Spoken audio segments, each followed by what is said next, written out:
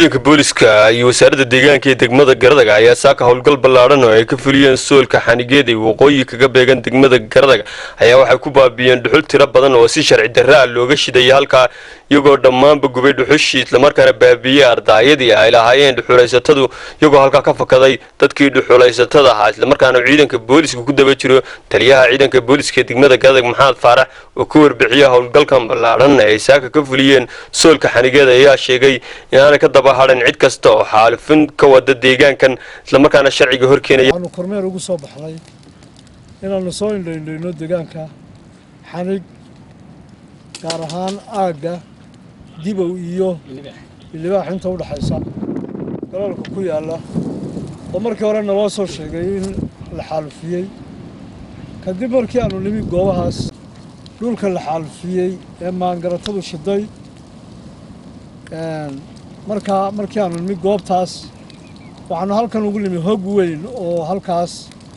ay gubeen oo ciid saareen kuna xaalufiyeen wax laala wixii xoolo daaqeenka ahaa kadib waanu gubnay goobtaas uguma aanaan iman dadkii magaranaysaay maangaratada ahaa ee xaalufinta waday waxaanu soo nimi goobtaasoo magaranaysaay ay ciiddaa ku xaalufiyeen oo halkaa magaranaysaay ay ku gubeen dhulkii iyo daaqii iyo dhirtii iyo dabaladii waaweynaa ee galoolka iyo quracaba ahaa oo ay halkaa iyagu dhulka dhigeen oo geedka manaafacaadkiisii uu baktiyey oo taagtaagan markaa waxaanu daba joognaa dadkii magaranaysaay waxaa sameeyey ee xaalufintaa sameeyey iyadoo ay yihiin dad la garanayo magacyadooda waanu daba joognaa insha allahuna waanu ku guulaysan doonaa haddii aanu booliiska nahay waanuna qaban doonaa sidoo kalena maamulaha wasaaradda deegaanka ee degmada Garadag Cabdi Colaad ayaa ka warbixiyay howlgalkan ay ka fuliyeen saaka soolka xanigeeda markaana sheegay in ay ka hortagayaan cid kasta oo wada xaalufinta weynaysana dhirta qoyan isagoo arrinta ka hadlay hadaladiisa waxaa ka mid ahaa sida tan anigoo ah maamulaha wasaaradda deegaanka iyo horumarinta reer miyiga degmada Garadag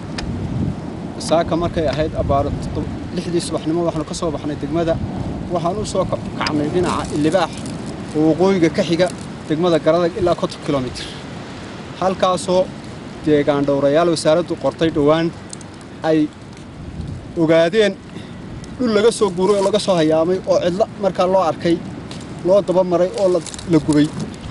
ilaa 2 hogood oo min 100 kiish oo dhuxushii kulushahay